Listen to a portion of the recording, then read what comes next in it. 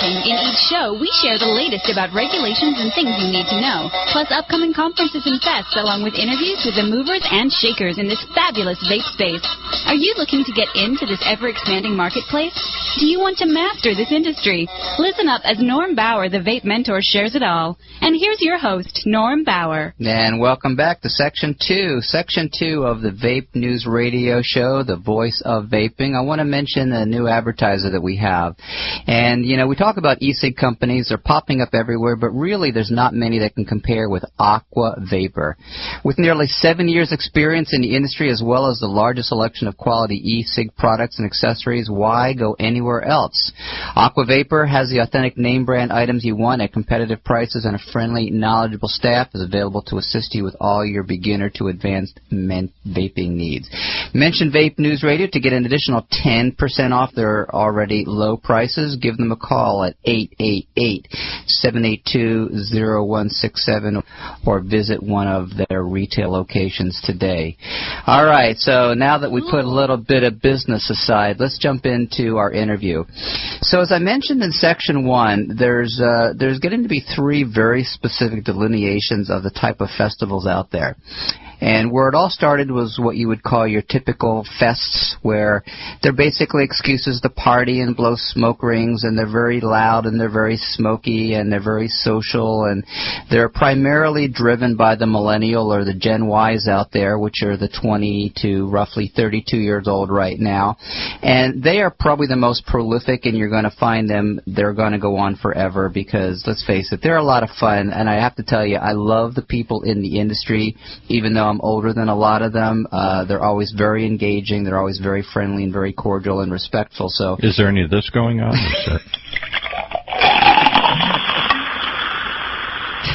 What are you referring to? I have no idea. Then the answer is no. There's none of that going on. Very serious. Okay. Okay. The second silo, as I mentioned, is the trade groups, which are like NATO, the National Association of Tobacco Outlets, and that's kind of what prompted this interview that you're going to hear in just a moment. And then, of course, we have the latest alliteration, which is the combinations of festivals, which are fun times, and industry events. And so you're going to be seeing more and more that are kind of like a mixture of both, which I think are awesome. Regardless, I suggest that if anything is reasonably close to you and it's convenient for you, and if you can make the time, absolutely go to the fests, go to the industry trade shows, go to any of these, because, you know, if you are just a consumer, they're just fun. If you are in the business, you absolutely need to go to find out more about the business, to make some good connections, and I'll guarantee you, if you go there with an open mind, you will always find people that you know or can create a relationship with. So let's go ahead and continue doing that. I was just going to play. I don't know if we heard that or not. It's just yes, master. Okay. Yes, master. You like okay. that? All right. Okay, so let's talk about the event that I went to in Las Vegas, which was the National Association of Tobacco Outlets. The acronym is called NATO, N-A-T-O. Now, this was started about 10, 12 years ago by Don Bors, and he's someone that I had not known before, and I was blessed to sit down and speak with. And most of you out there probably hadn't heard of him either, but he is actually the person who started these trade shows that were ways for people in the tobacco industry to come together. And what's interesting is that up until about 2 years ago, it was almost exclusively tobacco, loose leaf tobacco, cigar products, and so it was very myopic in their focus. And so in the last couple of years, you've seen more and more, or you will see more and more, intrusion by the e-cigarettes and the vaping space. So when I was out there, one of the things that initially grabbed my attention is in looking at the brochure, the one that they hand you when you go to an event. I would say at least a third of all the advertisement in there, maybe even closer to a half, was all vape related. So obviously they threw a lot of money at it. And of all the vendors that were there, Paul, I would say that probably close to half of them were in the e-cigarette space compared to the traditional combustible tobacco space. That's amazing. Yeah, this is a sign of the times. And here's what's interesting, is that those folks who had been in the tobacco industry for decades, they welcome this because it shakes up their industry. It gives them a lot of new energy and excitement. And that's one of the things that Don and I spoke of, is the fact that, you know, a lot of people in the tobacco industry industry, they're ready for a little bit of reinvention, and this is probably one of the best things to come along. So the question is Big Tobacco your friend? Is Big Tobacco your foe? And you've heard me share my sentiment in the past, and I think that they are absolutely our friend. And so regardless, you should always know what's going on behind the scenes in the world of Big Tobacco. So listen up for a moment as we get into this interview we had with Don Boers at the NATO event in Las Vegas in April 2014. Welcome to the Vape News Radio Show, and this is going to be a very, very special segment here. I'm interviewing a gentleman who, in all his humbleness, would not acknowledge that he's an icon in the industry. He's actually the originator of the organization where I'm right now, the National Association of Tobacco Outlets. His name is Don Boers. He's out of Orlando, Florida, and I'm going to dig right in.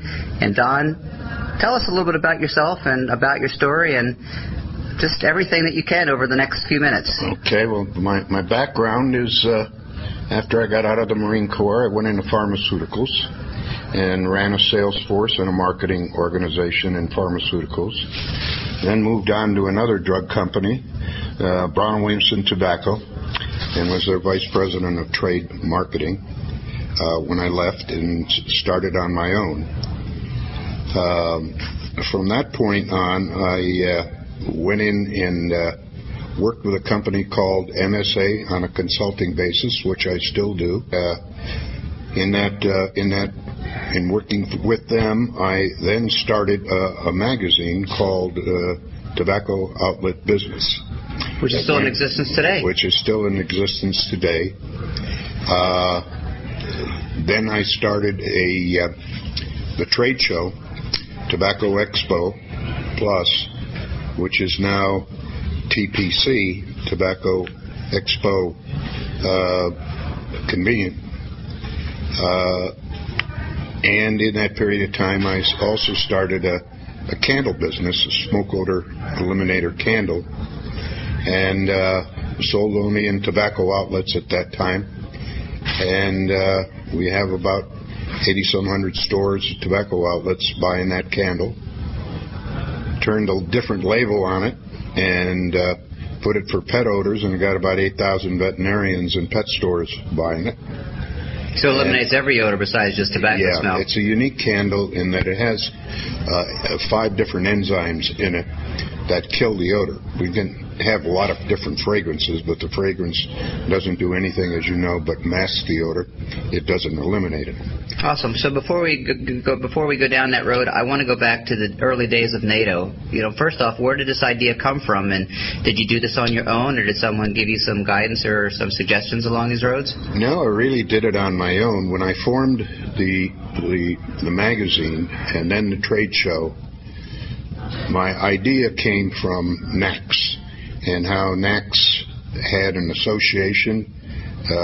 They had the trade show, and then later they went into the magazine business. And I thought that same model would work for me. And at that time when I started, there were only about 5,000 tobacco outlets.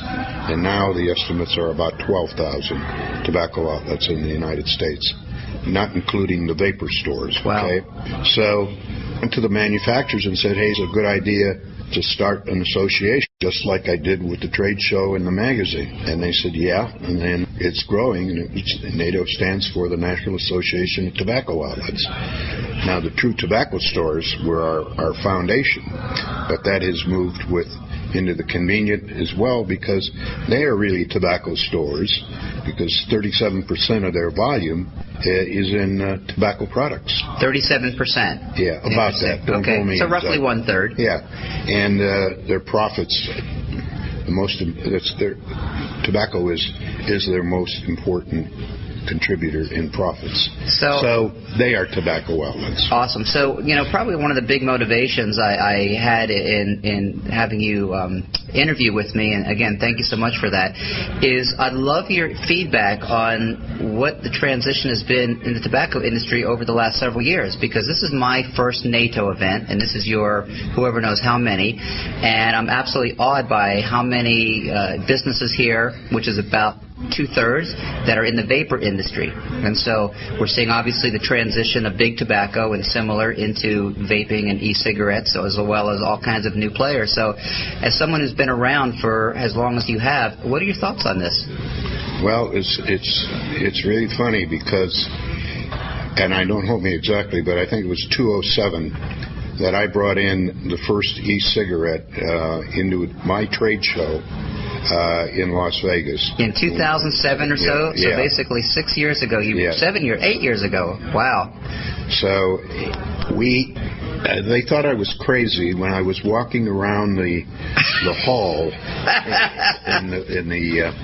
in the convention center, dragging on this cigarette, and then the ends light up, and then I would put it in my pocket, and they thought I totally lost it. They freaked out.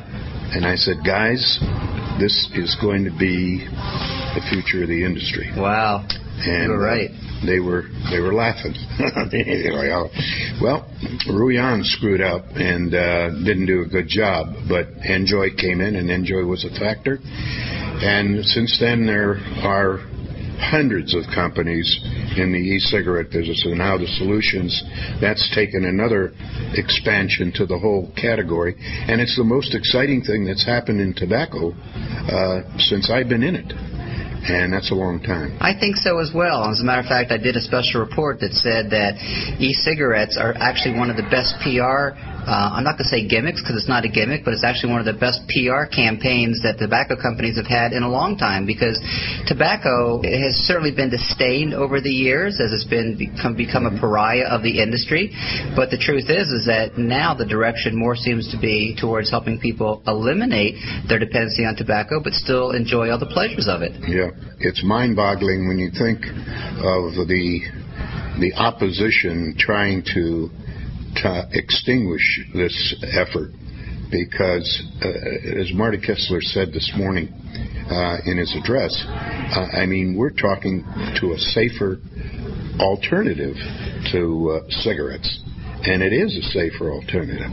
Nicotine is in a lot of substances we consume every day, tomatoes. So, the nicotine, is it addictive? Yes, it's addictive. But is it as harmful as tobacco? Hell no, it's not combustible. And so it blows my mind that the do-gooders are trying to minimize and limit the use of the product when it's a harm reduction product. So as an expert in the industry, Don, is the damage from smoking, is it because of the fact that you are burning something, or is that plus the additives that they put into tobacco for the production Combination value? of both, correct. So if you were able to smoke tobacco, even with the additives, without having to combust it, it would probably cut down the health exposure significantly. Yeah, not like the e-cigarette, though. Not like the e-cigarette. So obviously you're a fan of the e-cig. Oh, yeah. I have been from the day the Chinese came over. Nice. And I think there will be improvements in the e-cigarette. It has some room for improvement. Controlling the draw, exactly how much nicotine you get out of a puff, because right now you don't know how much. They may be labeled for 6 milligrams, but it depends on how hard you drag, and the ceiling of that nicotine in there, and not exposing it and making it as pure as possible is also important.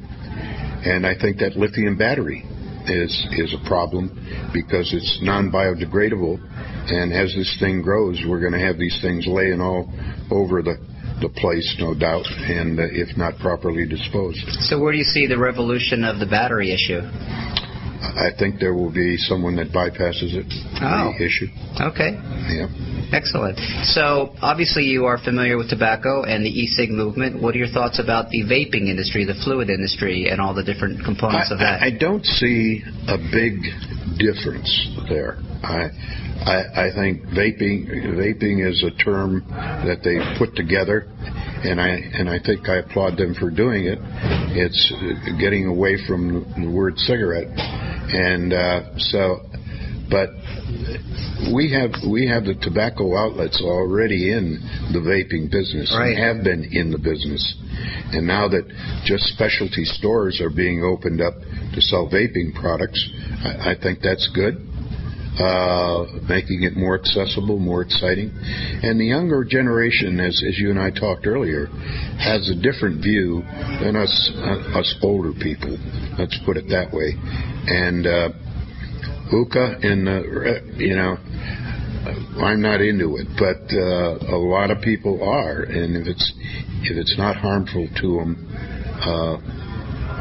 go at it. Excellent. So if you had your way of having a magic wand and maybe making any changes in the industry over the next few years, other than having maybe the FDA get off of our back and have the politicians use a little bit more common sense, is there any other things that you would like to see that would really help this industry and help the consumers, the public at large? I've heard the comments on taxation. I don't think there's any way around us getting those politicians not to take more of our money. So they'll find a way to tax e-cigarettes and the vaping products if you want.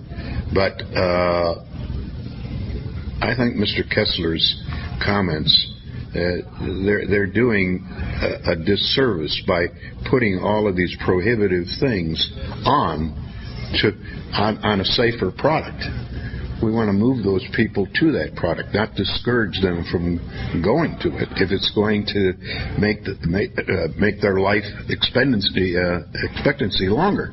So it's contrary, but it's all political, and the FDA will get in it and make some regulations and cut some standards, and there will be, I think there will be a lot fewer companies in the e-cigarette business.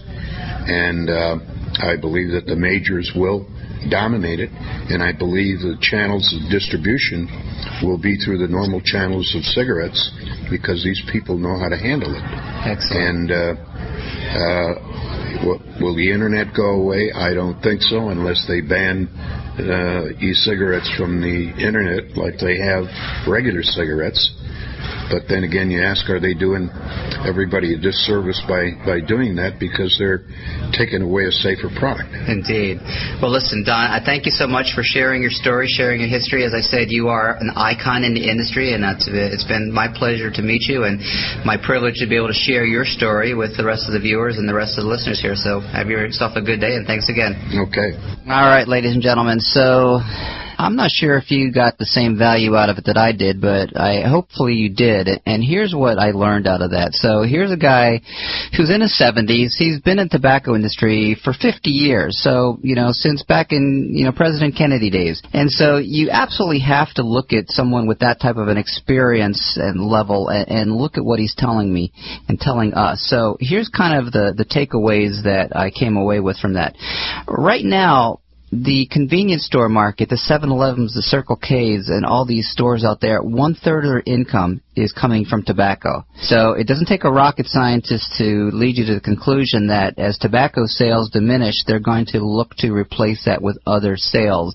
And that's where the e-cig and certainly the vaping juices come into the picture. So he brought into the NATO space back in 2007 the first e-cig. So you're talking 7 years. If you were to fast forward 7 years from now, we can only imagine what type of technological changes are going to take place, and certainly what type of legislation and regulatory changes that are going to take place. And, no one really has their crystal ball totally dialed in. He also predicted at that time that, guys, this is going to be the future, and I absolutely agree with him on that. As I mentioned in the first segment when we talked about Bonnie Herzog's projections for Wells Fargo, absolutely it's going to continue. He also said something that I thought was rather intriguing, and that was one of the weaknesses right now is the battery. The lithium battery is being dangerous. And wouldn't that be crazy if the battery is the most objectionable part of the whole process here? After all the years of tobacco fights and nicotine wars, all of of a sudden it's about batteries. Well, it actually could come down to that, Paul, because it could come down to the fact that there's not really an effective way to get rid of them. There's not really an effective way to recycle them that I'm aware of. But he also suggested or alluded to the fact that maybe we'll come up with a way to bypass the battery, and how awesome would that be, right? Yeah, I wonder what he meant by that. I mean, how do you get around a battery? I'm not really sure. You need some type of ignition device, and, other than using a match or a combustible, I'm not sure how you get it other than electronics. And also, he left us with the thought that the e-cigarette industry is going to see consolidation in the future, and you're going to see the majors, quote-unquote, the majors that are going to dominate. And I agree, as Bonnie said, and I agree with that as well. Probably 80% of the e-cigarette, 80% of the vapor market will be controlled to whatever degree by the big people. Now, mind you, if we're looking at a $40 billion industry, and they're controlling 80% of it, that means that $8 billion is still left to, quote-unquote, us, those of us who are not big tobacco. That right now is 4 times the current size of the marketplace. So the bottom line, for those of you who felt that you missed the boat, you waited too long to get into the vape space, ladies and gentlemen, you haven't. It ain't going anywhere. It's going to be here to stay. I'm going to be here to share with you. You are listening to Vape News Radio, the voice of vaping. Give us a nice little song. Take us out here, Paul.